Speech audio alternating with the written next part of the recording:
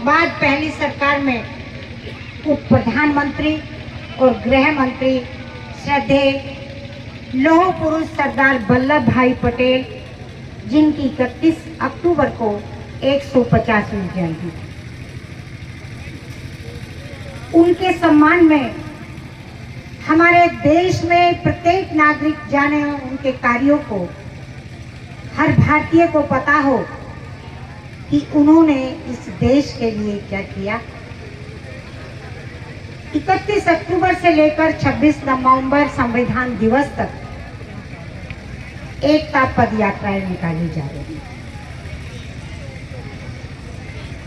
मैं उनके बारे में कुछ कहूं, इससे पहले मैं अपने यहाँ की इस युवा शक्ति को, सम्मानित मंच को और आदरणीय यहाँ पर बैठे सभी भाई बहनों को अभिनंदन करते हुए, स्वागत करते हुए ये बताना चाहती हूँ कि हमारे देश की आज़ादी हमें किसी ने तोहफे में नहीं दी थी।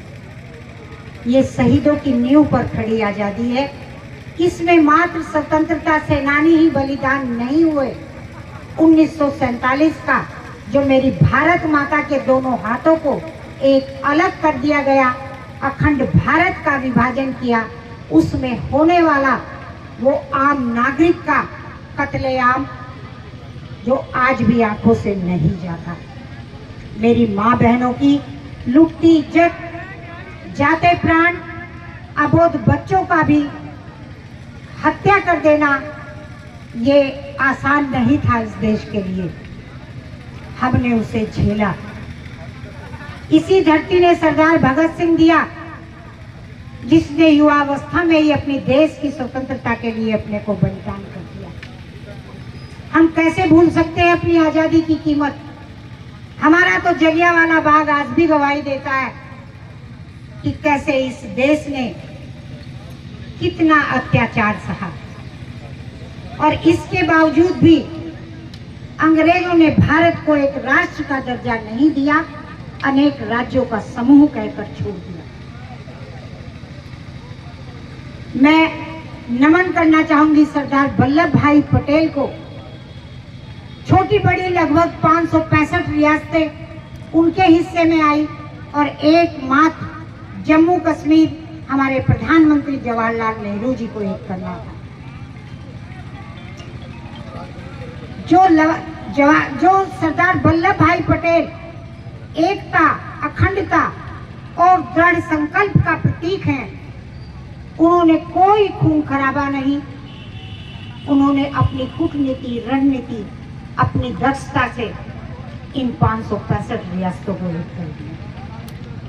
पर हमारा वो एक राज्य जम्मू और कश्मीर एक नहीं हो सका, और कोड की तरह धारा 370 का परिणाम मेरा ये देश, मेरे देश की सेना, मेरे देश के नागरिक शहीद हो कर झेलते रहे। जाने कितनी माताओं की गोद, जाने कितनी बहनों का सुहाग हर वर्ष इसकी बलि चढ़ता रहा। हमारी आज़ादी के 75 वर्ष में हमारे उन स्वतंत्रता के शहीदों को, उस स्वतंत्रता के आंदोलनकारियों को किसी ने न इतिहास में, न किताब में, न अपने जीवन में हिस्सा दिया। और फिर समय आया जब आप लोगों ने 2014 में आदरणीय प्रधानमंत्री नरेंद्र मोदी जी को केंद्र की सत्ता सौंपी। उन्होंने पूरे देश से मिट्टी और लोहा इकट्ठा कर सरदार सरोवर बांध के किनारे पर स्टैच्यू ऑफ यूनिटी के नाम से विश्व की सबसे बड़ी प्रतिमा श्रद्धेय सरदार वल्लभ भाई पटेल की वहां लगाई। 240 मीटर ऊंची प्रतिमा में 182 मीटर ऊंची ये प्रतिमा है और 58 मीटर ऊंचा इसका स्थान बना है।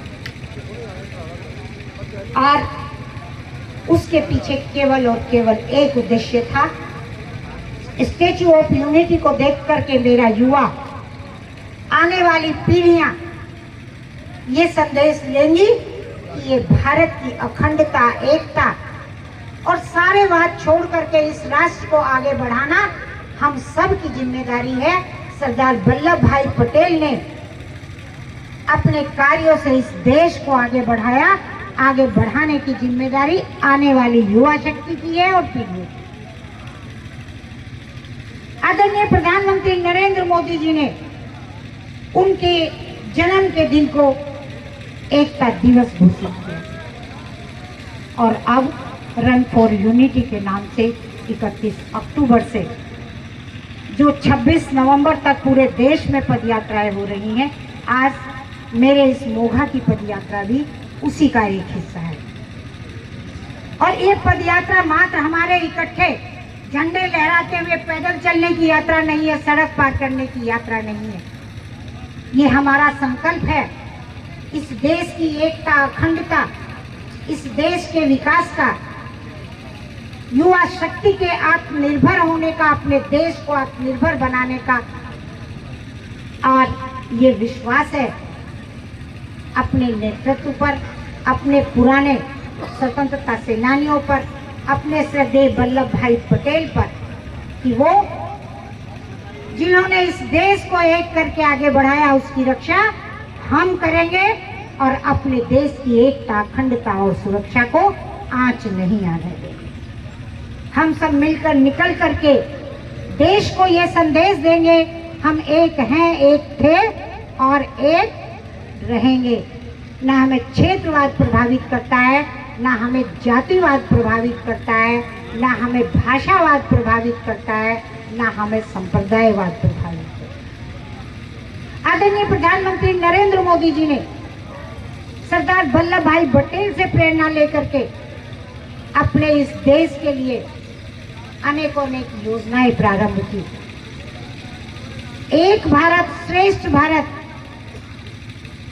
का आह्वान किया उन्होंने और साथ में पूरे देश को एक करने के लिए, आर्थिक और वित्त के समन्वय के लिए उन्होंने अपने पूरे देश में जीएसटी लागू कर एक टैक्स की घोषणा की। अब किसी भी राज्य में अलग अलग टैक्स नहीं, पूरे देश में एक जैसी कर नीति होगी। उन्होंने जनधन खाते की योजना शुरू की जिससे कि जो है बैंकों से एक गरीब और आम आदमी भी जुड़ सके। उन्होंने गरीब निर्धन के कल्याण के लिए अपनी बहनों के लिए उज्ज्वला योजना भी चलाई, प्रधानमंत्री आवास योजना भी चलाई और इसी के साथ अपने किसान, अपने सरदार वल्लभ भाई किसान नेता थे और वो मानते थे कि जब तक किसान और गांव सशक्त नहीं होगा तो ये देश विकास नहीं करेगा, मजबूत नहीं होगा। प्रधानमंत्री जी ने किसान सम्मान निधि के साथ साथ उन्होंने किसान बीमा योजना भी चलाई और साथ में ई कॉमर्स पोर्टल जो एक तरह से ऑनलाइन कृषि बाजार है, उस योजना को लागू किया जिससे कि मेरे देश का किसान पूरे भारत में ही नहीं, विश्व में भी अपनी फसल को उचित मूल्य पर बेच करके दाम ले सके।